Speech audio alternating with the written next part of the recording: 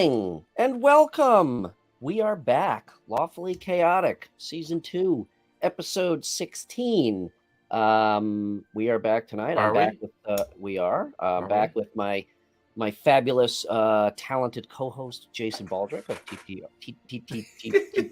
it's microphone problem. RPG Titty Academy. RPG. Titty RPG Academy. Oh, I like that. Thank you for bearing with us while we took a little bit of time off. We've got a good schedule of shows coming up, and lots of cool things to talk about. So thank you, Jeff. You win first in chat tonight. Thank you for joining us. We will be sending you, I don't know. Tell me what you want from my store, and I'll send you something. And we get together to play. Anyway, welcome all. Tonight we are going to be talking about, we're going to start off talking about Candela Obscura from our friends over at Critical Role and Darrington Press. It is their new horror-themed fantasy system. Pretty cool. And we'll see where that leads us in the conversation about game systems and whatnot. But first, as always, Jason, do you have any announcements? How was your long break and your memorial? It was pretty good. We had some fun down at the fair event down in San Diego. That was a lot of fun. We spent a week down there. Cool. Had some fun with it. My publications are officially rolling out as of this week. Fantasy Towns Volume 1 through 10 are gradually rolling out. I'm also authoring Obscura adventures, but really they're occult adventures that can be used with any occult-based genre. I'm a huge fan of writing to a generalized level of content to allow people to use it for anything that they want. And I believe some of that's up in your store right now at the RPG&Co store. It is, yes. So the first Obscura, or we should say the first occult adventure is up there, and the first town volume is up there. And yes, those are going to be rolling out fast and furiously. So check out playrpgandcompany.com. I'm sorry, playrpgandco.com in the shop. In the new digital content section, and that will start filling up. With a lot of cool stuff. I'm publishing my first Candela Obscura adventure table, pay to play, over at the RPG Club / D&D Club. It will probably get posted on Monday of next week, and it will be, it'll be the first session will be hopefully next Thursday. Once it starts getting published, I'm in love with the system. I'm in love with the idea of what they've done, and I can't wait to talk about it. What do you got coming up, Bryan? Just getting that content up, getting it published. I finally got some stuff in the works, Nice. content wise, video content wise. So yeah, the channel will start to fill up soon. What else? I know for next week we're playing on Shadowrun. Correct. Yes. Next week we're going to talk about Shadowrun from Catalyst Before Game break, Labs. we talked about BattleTech, which was a lot of fun. They've done some amazing thing with that. Irons in the fire. So true. Always irons in the fire. Next week will be Shadowrun, and then I think the week after that we'll be talking about the state of gaming. One of the things we've been wanting to get a little bit better at is talking about the overall state of gaming as it is with creators, publishers, what's going on, what are we playing. So the next 3 weeks are planned, and then we'll usually meet Friday for an hour and talk about our schedule. So just kind of keep everyone apprised of how we're trying to organize. We actually have a weekly stand-up. We actually have a weekly meeting. We here at Lawfully Chaotic Studios. So you all will get the benefit by some actual structure. Sorry, I didn't mean to make you do a spit take there. We also have Andy Workin, Dragon Painter 468, still wants to be on the show, so we're going to do that. So a lot of cool stuff. And as always, if anybody wants to see a specific topic talked about, throw it out there. Let us know. Show notes. Yes, that too. We need to get on that. Thank you, Jeff. Jeff's recommendation was to archive the show notes. So we need Mm. to get on that too. Yes, that is on the. I happen to have a pretty cool tool available to me that will transcribe our videos for us, and we'll talk about that Friday. Perfect. Yeah. So, like I said, we actually have some stuff scheduled out and thought about ahead of time. And pursuant to your comment about starting to write in a more agnostic manner, I think Mm. that kind of we'll probably touch on that in our state of gaming discussion, because I think that is an important aspect of that conversation. Yeah, I agree. With the whole WotC blow up, and that was like and I'm not ranting, and I'm not saying No. D&D is dead. It's not, but I think it just was a wake up call for people to start exploring other systems, start creating other Well, systems. not only to your point, not only explore other systems, but look at how those of us that enjoy developing content Mhm. can maybe approach it in a safer way, Yes. like something that allows us to avoid these minefields and these landmines placed in front of us in relation to licensing and stuff like that. Yeah. Like, Yeah. I will say this much because I thought it was interesting, and then obviously we can go ahead and get started, on the Candela Mhm. Obscura stuff, because they introduced a new engine as well, which is a pretty fascinating engine. And there are some comparisons to their system that they released, and I wondered if it was influenced by Blades in the Dark. Mhm. We could talk about that too. Yeah. Um, but Oh, I'm sorry. Go ahead. one of the things I find really interesting when I go through the different social media platforms of YouTube and all the people that were over the last years building their brands, talking about the variations of gamings and watching new people come in, and they're all following the YouTube formula, right? They're following this formula of clickbait, images and Yes. controversial statements to get you to spend 5 minutes to Mhm. watch what they're doing. Dungeon Cast, or some are doing it better than others where it's not too cringy, and it's kind of Mhm. fun watching all these folks come into existence, because I watched how they came into existence 2 years ago and they beat the shit out of Pathfinder, and now they love Pathfinder again. It's just The enemy of my enemy is my friend. it's like Roll for Combat 2 years ago did a video about just how shitty Pathfinder was. They didn't use Yep. those words. I'm doing my typical old man summary. But you could read into what's being stated and what's being said, and that's fine. Everyone can have an opinion. It's absolutely the one guarantee as a human being we have is we have assholes, elbows, and opinions. And it's like watching that cultural shift that people go through. You can honestly say that between 2020 and 2022 was the pinnacle of the affair with D&D. Yes. And I think as those affairs have broken apart in 2023, we're getting some interesting stuff. I'm glad to see that Pathfinder or Paizo has finally revamped a system that's really needed it. It's a cumbersome, clunky action economy system, but it's so good with its lore. Like the lore in Pathfinder is so much fun to read. It's kind of like watching them redo BattleTech. Watching this new company come out and redo BattleTech and redo Shadowrun, but they didn't retro boot it. They gave it a whole new skin and like a feel that a new generation can get involved with it, as opposed to a lot of the OSR titles that just want to capitalize on nostalgia. That's funny. I like how you compared that to an affair, because the first thing that popped into my mind was D&D just succumbed to the proverbial Me Too movement. Well, of their own making. Yeah, exactly.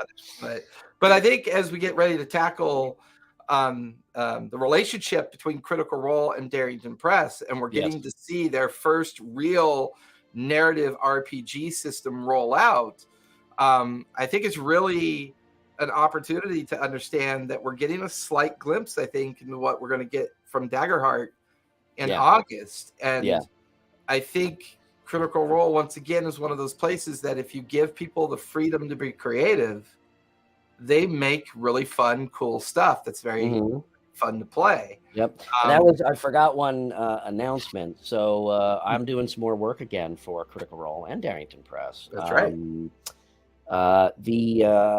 If you haven't seen it, you should watch the Zelda Tears of the Kingdom one-shot. Yeah, it's pretty clever. That Matt did with Liam and Marisha and Was it? It's Marisha, Robbie.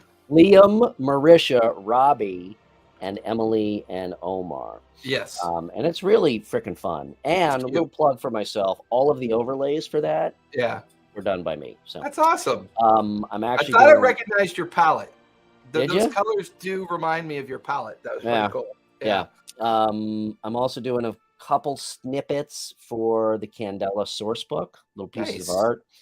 And then I'm working on a board game that Darrington is producing, and I can't let you know what it is about yet, but it's a really cute, fun idea that has never been done before. So that's awesome. It's something to look forward to. So okay, so enough of that. Let's jump into Candela. So I don't know. Why don't you start us off? I read through the quick start guide. Obviously, I'm familiar with it. I got a little bit of familiar with it while I started doing the work for it. What are your initial thoughts? First of all, let me read the introduction because I thought this was pretty cool the way they did this. All right. Candela Obscura is a horror tabletop role-playing game about occult investigators who hunt down dangerous supernatural forces, making incursions into a world very much like our own. I find that sentence brilliant because now you can essentially create whatever world you want.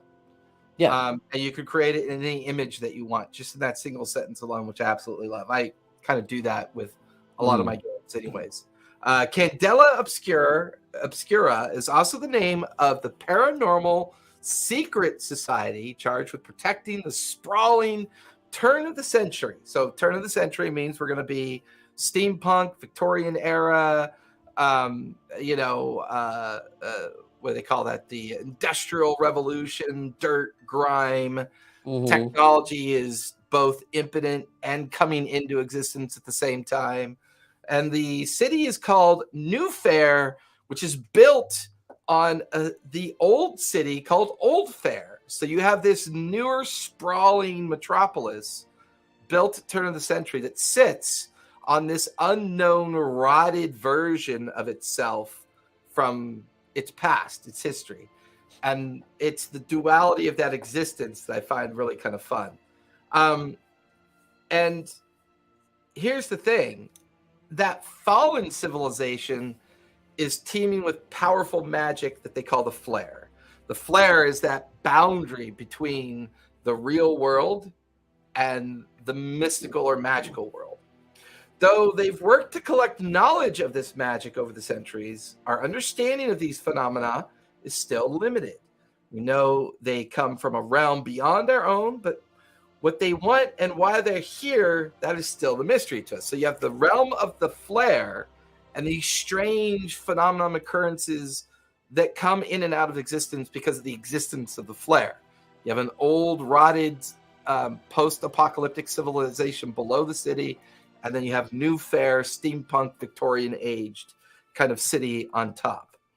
As part of this organization, you will traverse the wide landscape of the Fair Lands, facing off against unfathomable horrors within the crowded disappearance or of the crowded downtown streets of the Varnish, investigating strange disappearances in the cornfields of the Tottergrass, even delving into the writhing underground ruins of Old Fair to help us stop these powerful supernatural beings from tearing the world apart. And that's how they do their introduction, which I think is just, I love it. I love the way they're pulling us in to the idea of this game, that it already feels like Cthulhu-based lore.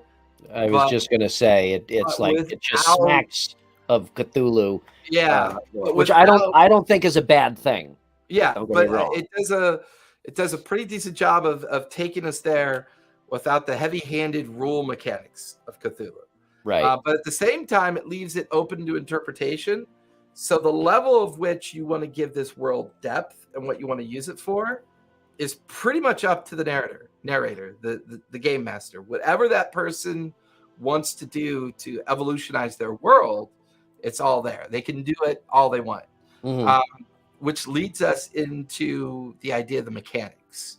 What did you think overall, Bryan, of the whole Candela Obscura theme? So I think the theme, I love the theme. I mean, this is Talison's baby, and you can tell it's got him written all over it. And I think the theme is freaking fantastic. I love it. I've always loved the Cthulhu mythos. I've always loved that, that kind of film noir feel, steampunk, deco, early industry wrapped up with magic. I love that. Yeah, I think the theme is fantastic, and the whole idea of cases, kind of speaks to your idea of anthology type campaigans. Yeah. Level 1, level 2 through 20, and it's 2 years of slot. It's like, you can do a case. It's I think we were talking about this the other day, and I said it reminds me of the X-Files. Yeah, it does. Where there was an underlying storyline, but one episode could have just been like, it's almost like a little, let's just take a break and just do completely, an episode in a vacuum. All right, it has nothing to do with the story, but it's the same characters and it's the same feel and the same genre. Right. So I love that. The mechanics, I like the fact that it is a different system. Okay. I like the fact that it starts using dice pools, which we've also talked about quite a bit.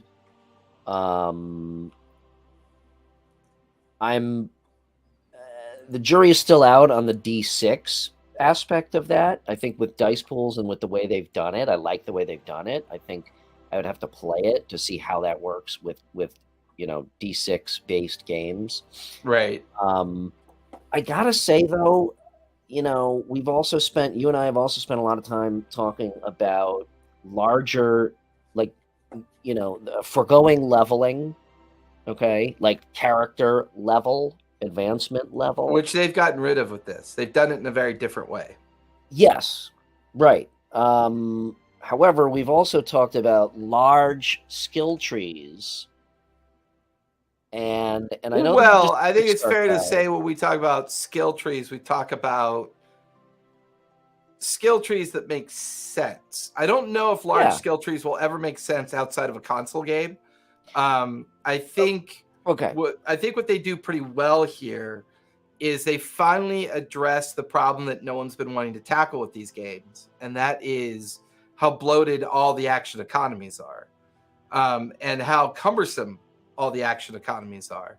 I think both D&D, Pathfinder, and some of the other traditional RPG/TTRPG engines want a very complex character build with an associated subclass build with a ladder of ascendancy through leveling.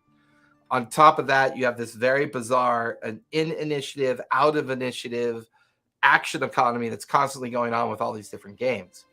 What they finally introduced here, I think, is the beginnings of what we both would love to see, which is, I'm not familiar with Dishonored. Not only a little bit like Dishonored, but it definitely has very similar things to Strain that is in Blades of the Dark. And I'm wondering if they were a little influenced by that. One of the things I loved about what they've done here is they've created an action economy that is equal for everyone to make the attempt. Yes. But not everyone can possibly be good at what they're attempting. So here's where I and again, I'm not gonna rant at all. Because this is obviously a quick start game. I'm very well. They've got a whole bunch of notes on their role and specialty documents that talk about how there's a lot more to come with the main release. Exactly. So we are working with a pretty limited. Because so far what I see is a very limited choice of character roles and skills, almost like video game style, where it's like, take the newer Jumanji movies, right? You're the explorer, and you've got these 3 skills. You're this guy who's got these 3 skills. So I'm hoping that it's built out. I still like the idea of kind of definitely no levels, I like the idea of almost like no. Well, actually, they did in the credits. They did. They put a whole bunch of inspiration, and BioShock was one of them. Yeah. But I want to almost see. Okay, so it's weird. I like, for lack of a better word, complicated skill trees and whatnot. Complicated is the wrong word. Deep. Okay, not complicated. They need to be Well, deep and streamlined. complicated could eventually come into Yeah, but existence if it's too deep.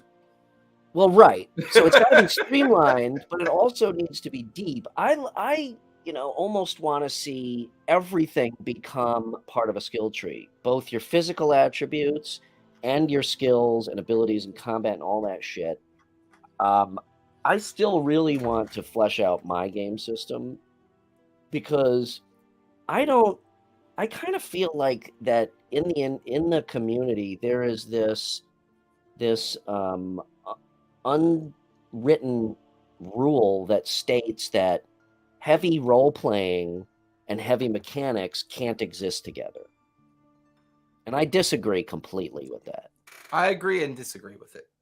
Because I think if the system is heavy on mechanics, though streamlined, and allows for role playing to be a big part of that mechanic, then they can exist together. And then it's dependent on the table, back to the type of table players and the GM to facilitate, what kind of campaign do you want to play? Do you want it to skew role playing? Do you want it to skew mechanics? So my initial, and again, I expect a lot more to come. My initial take on the mechanics is that they're very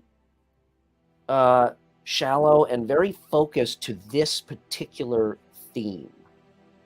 So to me, it almost feels like this is not going towards an agnostic, universal type system, and that may not have been their impetus for creating this. So from a standpoint, they do call out that this system is running under what they call let me find it really quick.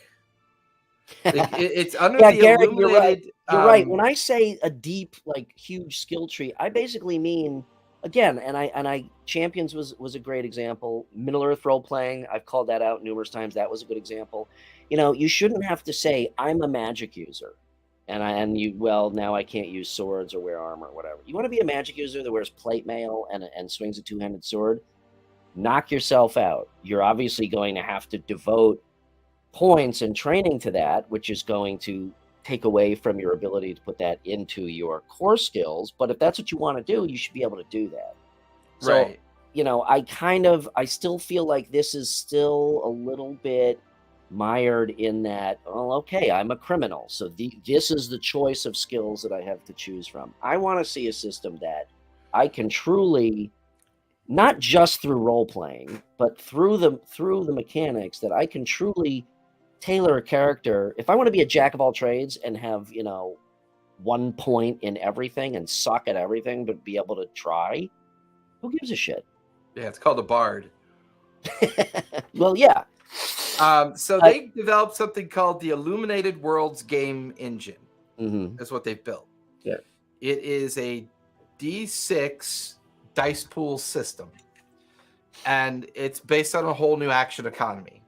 And the way they've built it is that you have actions that you can do, and there's no limit to what you can or can't do. There's zero limit in this game within the engine. You could literally try to do anything you want. So what they've done is they've built a system around nerve, cunning, and intuition. And within those three, right, under nerve, you have move, strike, and control. Under cunning, you have sway, read, and hide. And then under intuition, you have survey, focus, and sense. And they've built a series of roles with associated specialties. So one role puts you as a slink. And then the specialty, one of the many specialties of a slink, is you could be a criminal, or you could potentially be a police officer or an investigator or detective. A detective. Thank you. Yeah. And then you have certain diamonds that are in that core system that you could select to give you special abilities within that role. But what's really cool is they have what's called drives. And these drives are things that you can spend to do better or potentially do worse in your outcomes, right? So as a GM, let's say, I'm narrating out you coming down a hallway and you accidentally run into a cult guard and you decide you want to punch him in the jaw. Well, you're not going to roll a d20 to do it. You're not going to roll to hit. You're not going to roll for initiative. None of that's going to happen. You're going to narrate out to me how you want to do that. And then I tell you, okay, let's check your strike and see how well you do. Well, if I'm a criminal, I have 3 drives available in strike or in nerve, which strike sits underneath nerve. But I'm also being backed up by a partner who's got 2 drive in their strike. So they decide to help me by distracting. So they spend a drive to give me an extra die. I decide to spend 2 drive to give me 2 extra dice. I'm not proficient in strike, so I have 1 die. So I have 4 d6s, and because it's not a diamond ability, I'm not gilded. So I have 4 d6s I can roll, and people are going to be like, whoa, you're going to do great. Well, except it's a truth or consequence system. No matter how well you do, no matter how poorly you do, or how moderately you do, all the outcomes affect you one way or the other. Like in the traditional action economies, we're used to a miss just being a miss. You missed, therefore you got to try again your next turn. Mm-hmm. Well, in this case, a 1 or a 2 on your D6 is horrible. A 3 or 4 is a mixed success. 3, 4, 5 is a mixed success. I thought 3, 4 was mixed. No, 3, 4, 5. 6 is a fully. Oh, that's right. Success. 6 is an extreme success. Yeah. 1, 2 is extreme failure. 3, 4, 5 is a mixed success. So what this allows the dice system to do is not only be influenced by your own interpretation of action economy, but it also affords you the opportunity of not having these 4-hour combats. Because the outcome of the narrative of that punch in the jaw of the cultist, if you rolled, if your highest roll is 2 6s, a 4, and a 2, right? That's a critical success. Mm-hmm. And therefore, as the GM, I'm going to go, you crack him in the jaw, knocking him unconscious, and when he clatters to the floor, your friend stops him from making noise. But you also notice the person has a pistol tucked in their belt as you set them on the ground. Mm-hmm. Those successes automatically lead you into all those outcomes, and it takes less than 5 minutes to get that level of detail and that level of result. Now, drives are limited, and it's very difficult to replenish drives throughout their use. Therefore, you have that ability in your action economy to push yourself beyond your limits. So if I'm a criminal and I use all 6 of my drive to be able to roll 6 dice, and let's say I roll all 1s and 2s, even if I burn a resistance to re-roll, I'm still looking at a miserable outcome. Mm-hmm. And the GM's going to define it for me, help me narrate through my failure. But the GM's going to look at you and go, hey, this is horrible. How badly do you fail? And what happens to you? In that same circumstance of swaying someone, not only do they pick up that you're lying to them, but they see you as hostile, and then they attack you and punch you hard enough to break your jaw, causing you a body, right? And therefore you strike the body. So no more hit points, no more armor class, no more like developing these very detailed like parameters to maintain a balance. They're very just, and I know there's going to be more in the main release, but they're just very much a core engine that makes it a lot easier for us. And here's the rub. This is a role-playing game. Okay, I was just going to say. Let's be clear. Let's be Perfect clear segue about to this what I was game. gonna say. This is a narrative-driven role-playing game. This is not a TTRPG. This is not a tabletop role-playing game. You're not going to see complex maps being built to move minis around and have this heavy action economy associated with. This is a true understanding of the term role-playing game. Yes, that's kind of where I would have done it differently. Because again, I don't think that. But I think that's where Daggerheart's going to come in. I think what they're doing here. I hope so. I hope so, because I've already had a conversation with a couple people in this chat, because we always have a Slack channel going on. But it was brought up that even in watching the crew play Candela in that first case, there was like one few minutes of dice rolls in the whole thing.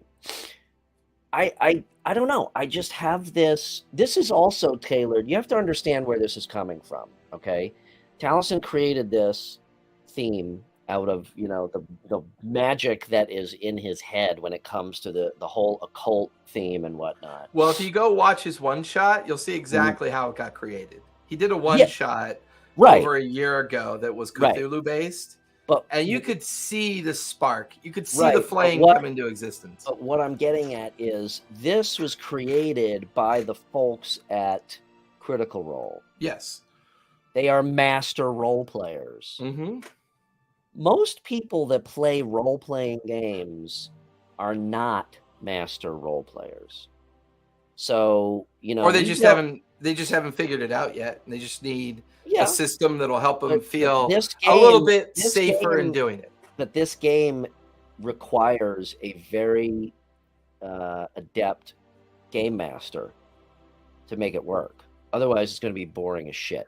I don't know. If you go back, the same thing kind of happened with Vampire and Werewolf from White Wolf Games, Masquerade. I think that was White Wolf.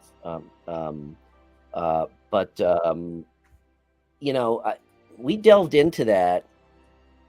Well, right. I mean, for somebody that likes combat and rolling dice, they're going to hate this game. Which is funny because I would say, doing what I've done for so many years, I'm not a big fan of combat. I'm not a real big fan of it. So it's like this falls into your wheelhouse. It really does. Perfectly. I can adapt to this, but I don't know. I just don't think that heavy role-playing and narrative-based gaming and intricate mechanics are mutually exclusive. They don't. I mean, they can exist together, in my opinion. And I think when we finally get the preview and the understanding of Daggerheart, I think that's the point of Daggerheart. Yeah. I think if you look at who Taliesin Jaffe is and all the creators that were involved in this, that's a good point. This is very daunting from a DM standpoint. I don't agree. I just cannot agree with that. And what you said about opinions? Yeah, I know. Yours I just can't agree. Yours is wrong. Well, that's fair, but I just can't agree with that because I'm joking. The rules for this engine are all in the hands of the player. So once the GM has a pretty good understanding of what the player's expectations of themselves are, if you go look at their case that they ran, Matt barely spoke in the whole thing. He didn't get very expositional, but again, until the last hour. But you're looking at a group of seasoned players, the best of the best. Yeah, but most players are going to need a GM that can still push the narrative forward. I would argue the problem with that philosophy and that thought is that the problem with that philosophy and thought that you have a seasoned player. Seasoned players don't actually exist. There's no such thing. Because as soon as you start a brand new game with people that haven't really played as a group within that game together, and they have no idea what's coming at them, and all they have from a standpoint of where they come from is their level of confidence, that's fine, right? That's what they're coming in with. They're only coming in with confidence. Now this is where I disagree with you, because I do think that there are seasoned players and there are tricks that we learn over the years, both as GMs and players. There, Jeff backed me out. They're not real because seasoned players get bored and they wander off. That's the problem with the philosophy of seasoned players. They get bored and they wander off to go do something else. They're very much seasoned players are. It's what we like to use for the reason why our game doesn't do very well. And it's a hard reflection. It's a very hard reflection.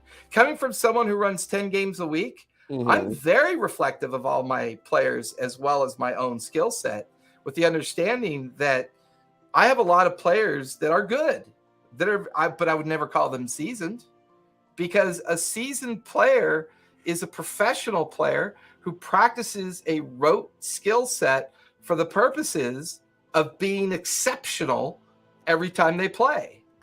And that's not possible in a TTRPG or an RPG. It's just not possible. I disagree. And I agree that if the game is interesting, we don't wander off. And again, I am not. When was the last time you played BattleTech before it came back? When was the last time you played Dark Tower before you bought it again? I mean, come on. We all wander. It's the nature of being inquisitive about playing, tabletop games. Absolutely. When I, when... okay, maybe it's semantics, because I agree with Garrett. Expert player, I mean, call it what you want, but I'm not. Don't get me wrong. I'm not arguing against heavy role playing and narrative play. I fully support that kind of play, but I just don't feel that you can't also have a combat. And I'm not advocating for D&D's combat style either, like you said, with the heavy action economy. And, and 4 hours for 6 people to fight, 7 ogres, I'm not saying that is the answer. I just don't know. I'll say it again. I feel like in the community, it's one or the other. You either have a narrative driven system or you have a mechanic driven system. And I don't agree with that philosophy. One of the things that I liked about this was with the narrative style. One of the things I introduced into my Monday night game, and I'm actually using it in 2 of my other games, is I use heroic success and heroic failure.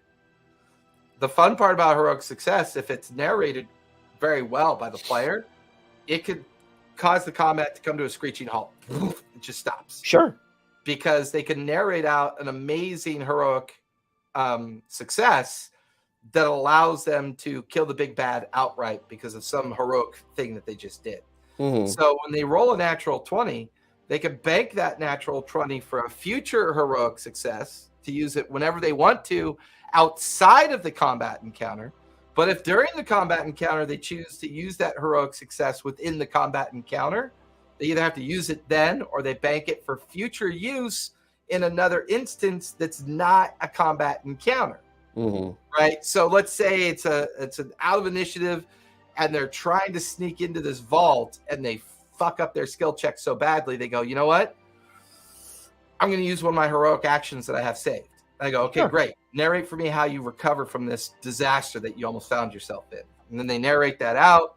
They have an amazing success. The game moves on, right? So I've added just a very thin veneer of a way that not only can natural 20s be rewarded, but natural ones can be truly punishing.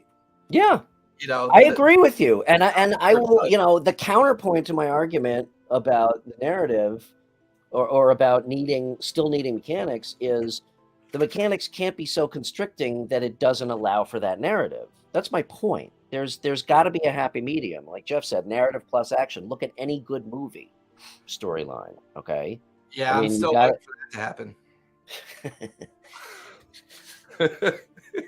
Don't even get me started on the lazy. I'm not gonna because that's gonna be the lazy fucking writing on Sweet Tooth. If you haven't seen Sweet Tooth yet, don't fucking. I haven't. No. It's this amazing story up to episode 7, and then all the show writers get fucking lazy and they go and copy every traditional ending of every traditional fantasy whatever Writer's strike. That's right.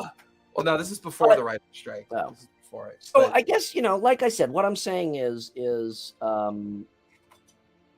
I think they're onto something here. I think this system works for this theme. I think what they've created is a very focused system and theme that work hand in hand. Like I don't necessarily. This would need some tweaking to be applied to different genres, in my opinion, slightly. I do like the dice pool idea. Definitely wouldn't work for a high fantasy system. It wouldn't work for a high fantasy system. I agree with that. Right. But I still think they're, even players that like role playing, I don't know. I think most players eventually want to roll some dice. Okay. I mean, you have a character sheet and you do grow and advance. And with that comes wanting to utilize those skills. And that comes, I mean, it's still a game. If there were no mechanics and everything was narrative, we'd be in theater. Yeah, but I think there's enough mechanics here that that depending on the GM's approach, you can make it. I'm not saying that they completely have foregone the mechanic. Not at all. I think this is a really good start. I'm very interested. This game caters to their fan base. Yeah. This game very much caters to their fan base. And I think right. And it was also, like I said, it was also written to towards their formula. Right. Their style of play. Yeah. Now, I'm definitely going to buy this. I'm intrigued, and I think it's a great start. And I love the dice pools. I either, the D20. I agree. The D20 system it's played. No pun intended. But I want to see a dice pool system, whether it's D6 or otherwise. I think this is a really cool take on that. Or back to the D100 system like Middle Earth role playing, where there's just a much greater scale to play with than 1 through 20. And I'm kind of leaning towards a system that utilizes dice pools really well, or maybe some combination. I don't know. But I think any system that allows, I've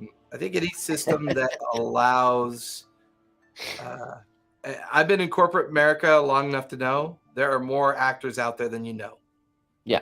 There are plenty of acting people. I've dealt with them all, and they're all full of shit. So performative. It is a key word in our daily chat. Yeah, our daily chats. Performative, yeah. One of the things that they do with this also is they do a really good job of introducing collaborative expectation. And that's very hard these days within sales. A collaborative system isn't easy to instill into people that want to play their own game, right? I mean, we go through the struggle all the time as DMs, right? We build a world, we build something we build the playgrounds within the world, and we give out these notions of attemptive collaborative ideas. And here they introduce collaborative play through the enhancement system and through the circle system that your team becomes a part of. So your team is allowed to create your own circle that reports to the Obscura, and how well your team does has a lot to do with how well you enhance the continuation. And I love the way that when you do advance and train, you get personal advancements, but the circle also agrees on like a circle ability that everybody gets that advances. I think that's really cool.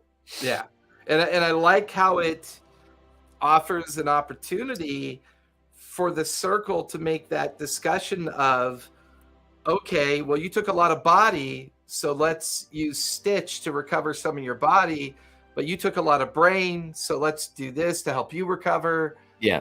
I didn't get hurt at all, but I'm really good at a couple of new skills that are coming up. Help me get those skills.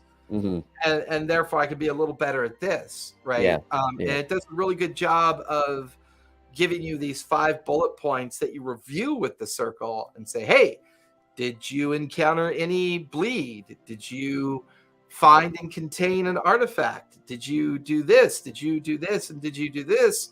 And that helps the team determine how well their circle did, Mm-hmm. right? And then the circle advances and the players advance within the circle. And then, they can narrate out their downtime before they meet for the next case. And that's the part that I think is brilliant. Yeah. They did a really good job of realizing that not everyone has time for a campaign. They just don't have time for that. They like to think they do. They put in 6 or 7 efforts to do it, and then they disappear. It just vanishes, right? Just can't seem. Group-based skills is awesome. What they've done with that is really cool. Yes. But they also made it so that if I get together with a group and we play case number 142, if we go a couple weeks, it's not going to harm anything or deteriorate anything. We go a couple weeks and then we play another case number. Yeah. And these cases can range anywhere from 3 to 4 hours, depending, on how well it goes and how, to your point, how skilled your GM is. I would say this game does require a little bit more skill from the GM, but I feel like there's a lot more opportunity for a GM to fail forward in this game than there is in a lot of the other heavy action economy games. It's a lot harder. Exactly like WoW raid group builds, kind of. Which once again, you're starting to see the MMO and gaming console influence on these creators. Traditional game designers would never allow that to happen. So here is I want to show you this.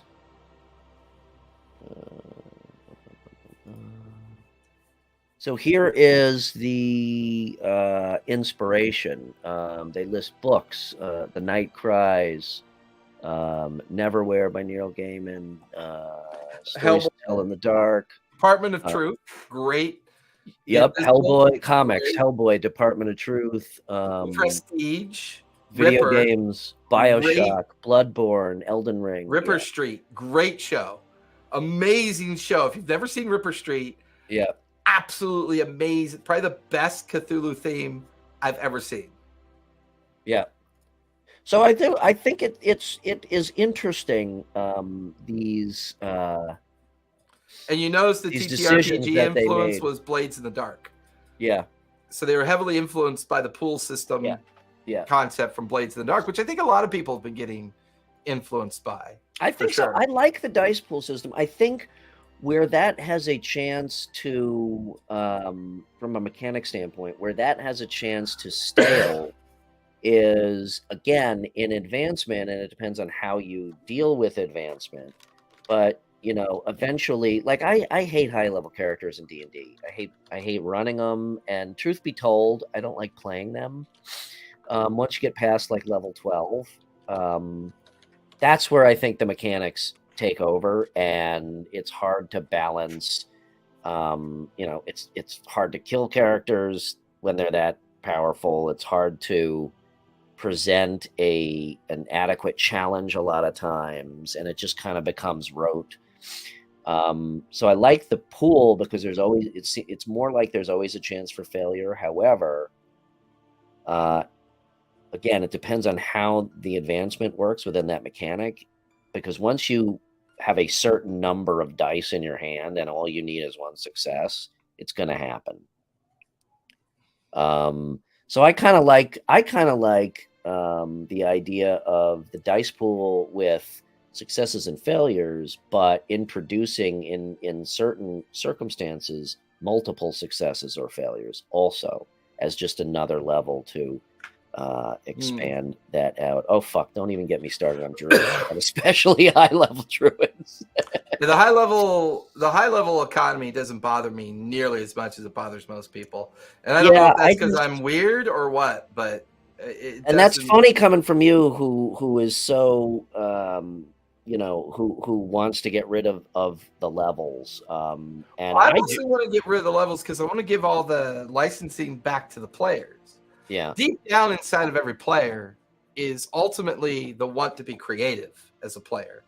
And I think levels hamper that. And that's one of the reasons why I really like their advancement system in Candela Obscura, because they get rid of that entirely. They get rid of hit point pools, get rid of armor class, they get rid of a lot of that nonsense to me. And sure, some basic mechanics are always going to be required for combat encounters depending on whatever system you play.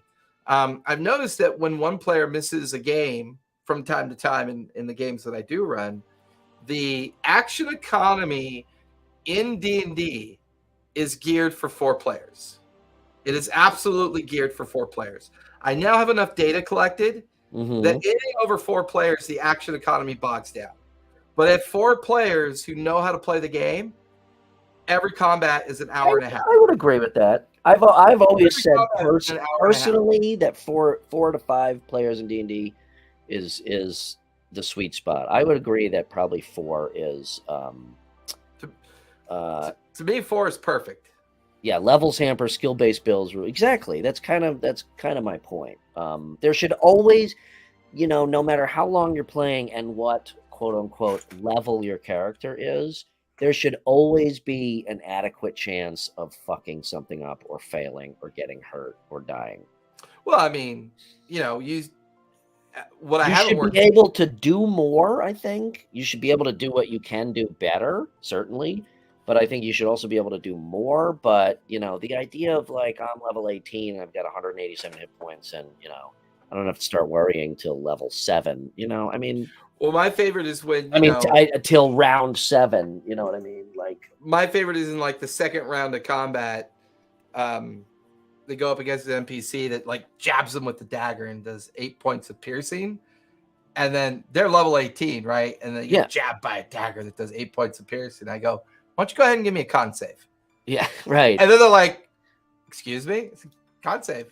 And they roll an 8 plus 7, 15, which is a fail. And then they take 84 points of poison damage. Suddenly they're re-looking at their character going, oh, fuck. Exactly. That's, exactly. That fucker was asking for it.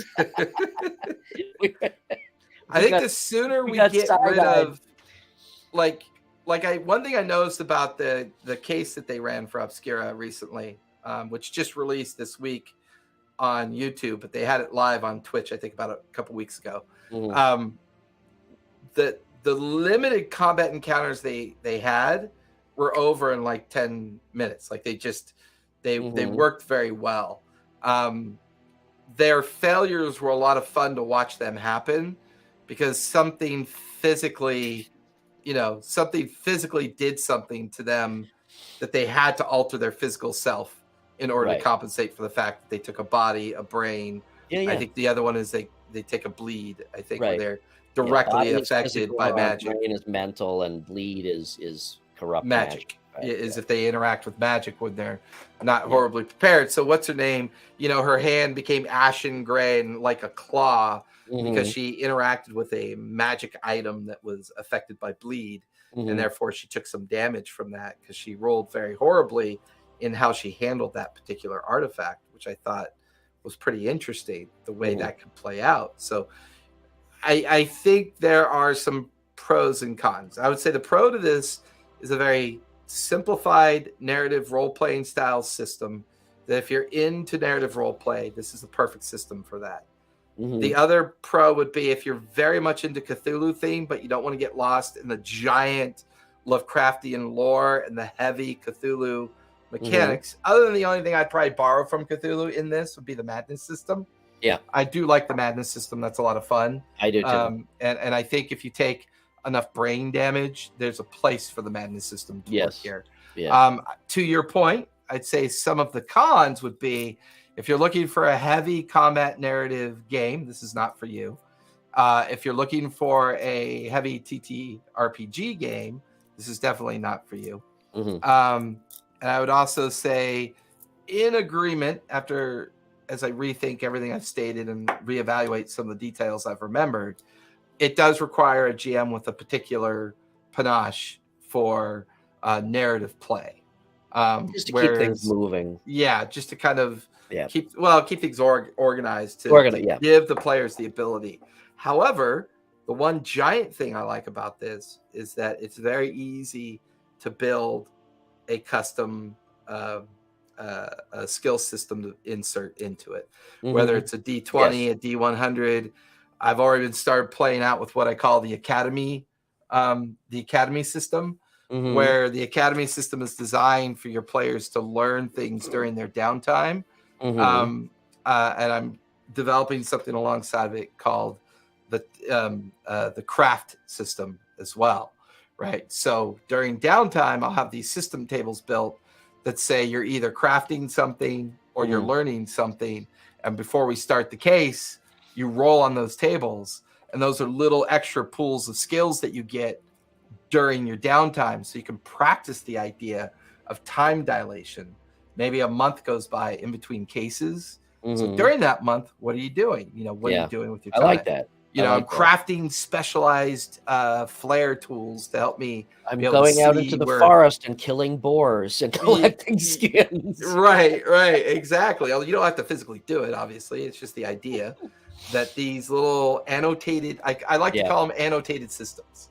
I like that. Where you may have your engines that run your mechanics, but you can develop all these cool D100, D20 systems where they're just called annotated systems, where you just kind of plug them into whatever you're already running. There's no such thing as actual dice rolls. You just throw them at people. Yeah, it's very true. So true.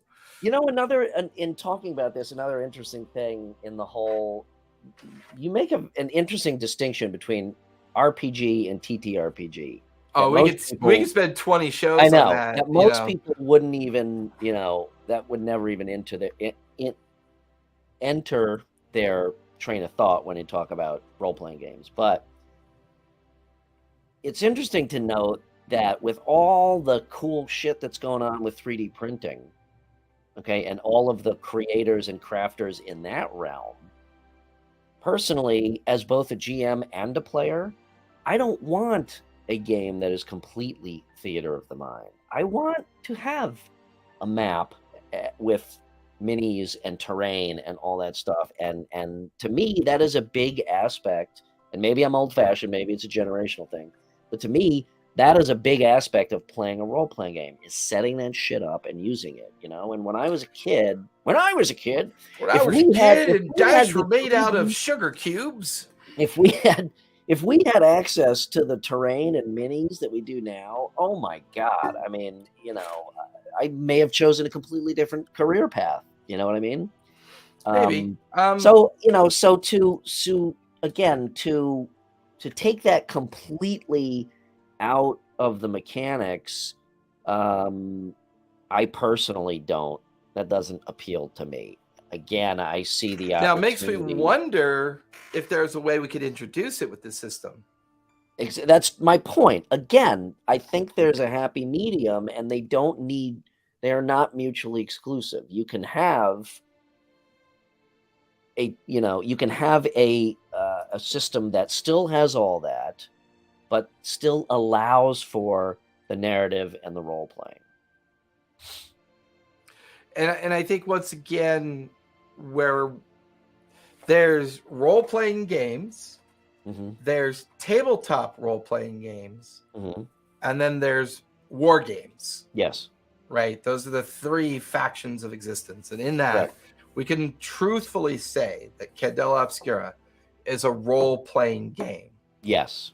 My preference is for TTRPGs or somewhere in between RPGs and TTRPGs. Yeah. I, to this day, when I go back and read a lot of the activities of the late 60s, early 70s conversation of when D&D became a role-playing game, because it wasn't developed as one. Right. It was developed as a war game.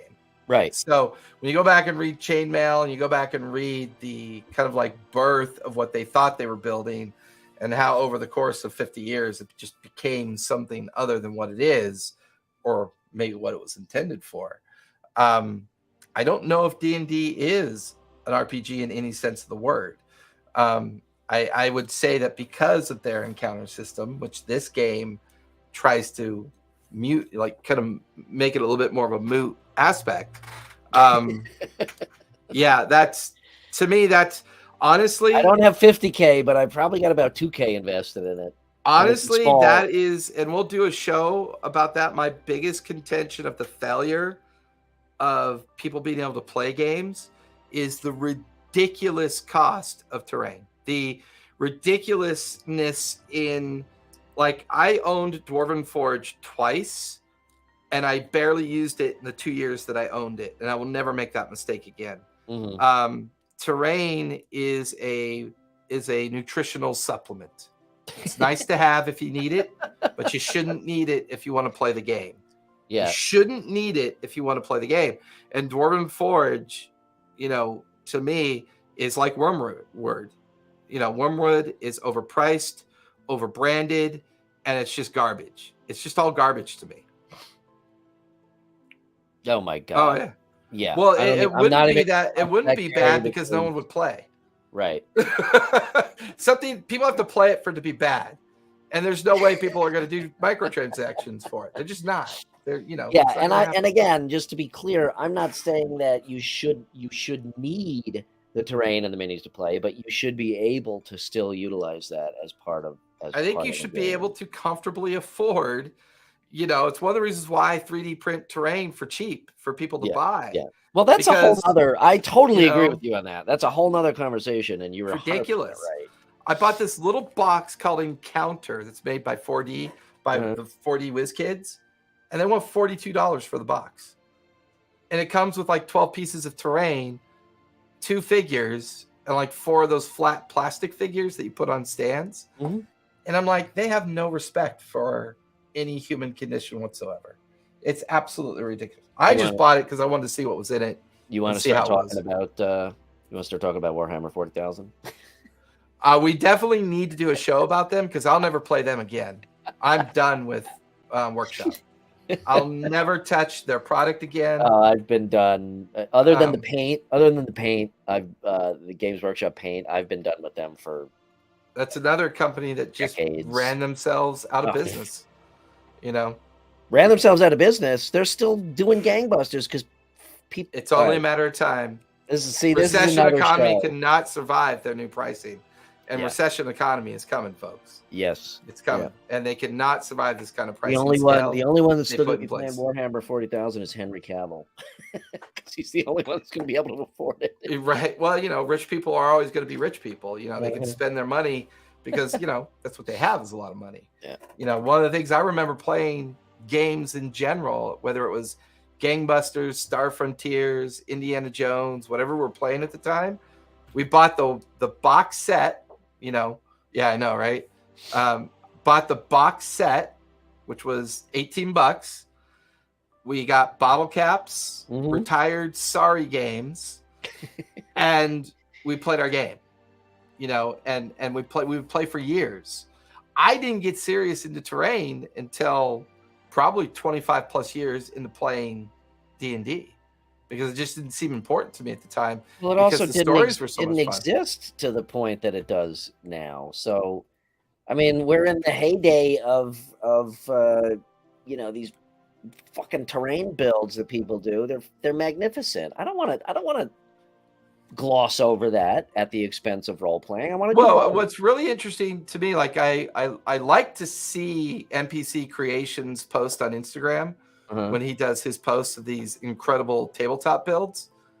But I'd rather hear more about his games that he plays. Like I'd love to hear about the adventures he's writing, or I'd love to hear about the outcome of the campaign. Like the only time I ever post anything in a tabletop interactive is when I say, hey, our team, the team met tonight, and they defeated the big bad, and we had a lot of fun as they entered the temple and did this and they did that. And I'll do a couple screenshots of a particular either Tailspire or, a tabletop build that I did for that. But my OneNote is full of thousands of pages of these daily outcomes that I'm experiencing with these players. And I am beyond, I'm not even a religious person, but I'll tell you, I'm blessed with the fact that I get to play D&D for a living right now. I get to play role-playing games for a living right now. And a lot of people don't get that opportunity. And it makes me sad that people don't get that opportunity. but it makes me happy knowing that at least they're playing something. I want them to play something, anything. Yeah. Whether it's a brand new game coming out, which I cannot wait to see Daggerheart. I think that's going to be amazing when Daggerheart comes out. I love the idea of Candela Obscura. I can't wait to see how well my first couple of games go, to see if that same level of energy and kind of experience can be brought to the table. I really want to get a Shadowrun one shot going. You know, I'm relearning those rules again and going through it. I would love just to have a Saturday 4-hour sit down and play a Shadowrun one shot with the new rebooted rules and the new rebooted system. I think is pretty cool. Yeah. I still haven't got a chance to play BattleTech because I'm so busy all the freaking time. You know, so it's like I'd love to play BattleTech. I love playing BattleTech. It's a fun game. Can't wait to see what Catalyst Games does. Whether or not they still have the Star Trek license.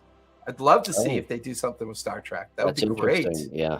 You know, because that used to be a FASA title as well. Yeah. You know, and nothing's happened with that. So yeah, no kidding. Don't worry about where you're riding or what you're riding. Just ride. Just ride. Go have some fun. I think that's a good way to sum it up. Let's end there because I agree. Yeah. Yeah. So, all right, Bryan, where can we find you? All right. So Candela, I would say thumbs up. Very intrigued. I want to see more. You can find me as always on Instagram at RPG&Co. That's probably the best place to connect with me. But you can also go to Linktree /RPG&Co .com. I think Linktree has got a .com on there. Yeah. Jason, what about you? Find me over at TTRPG Academy over at the Twitch. Just hit the about. You'll find all my socials there. I've recently started being social on Tribal, as I will be leaving Twitter within the next few months to finally get away from that toxic stuff. And focus more on Instagram and Tribal and just kind of get out of that whole headspace of nonsense. But you can also find my publications over at Bryan's store. And I will be rolling out between 3 to 5 books a week is my goal. It's about 3 to 5 books a week. Yeah, so check that out. They're really good. Jason writes really, really awesome GM tools to help you. I mean, you could put a whole campaign. Did you see that vision chart that I posted? Yes. I mean, it's very simple. You know, you got a vision. That's a really fun handout you could give your players. Yeah. And say, if you have any questions about vision, here you go. Yep. This is what they do, and this is how you should interpret it. You know. Yeah. Yeah. So check out the store, playrpgandco.com, and check out some Jason's digital content. And with that, next week, Shadowrun. I'm going to go buy a copy of the book, and we'll see how that goes. I have the box set, so if you get the book, I have the box set. It'll be really interesting to see. Perfect. The differences. So I think that'll work out really well. And then the following week after Shadowrun, we'll be doing a state of the game. Nice. And then at the end of state of the game, we will talk about what we've got coming up next. Hopefully we can get Andy out to join us. Yes. And do some stuff with that. So cool. TPK, Bryan. Oh fuck, I forgot. Tell stories, play games, and be kind. Be kind. Good night, everybody. Good night. Thanks for joining us all. Hold on. Where are we going here? You got to do your own production now, buddy. I know. It's been 3 weeks off. It's been too long. All right. We'll see you guys next week. See you guys. See you next week.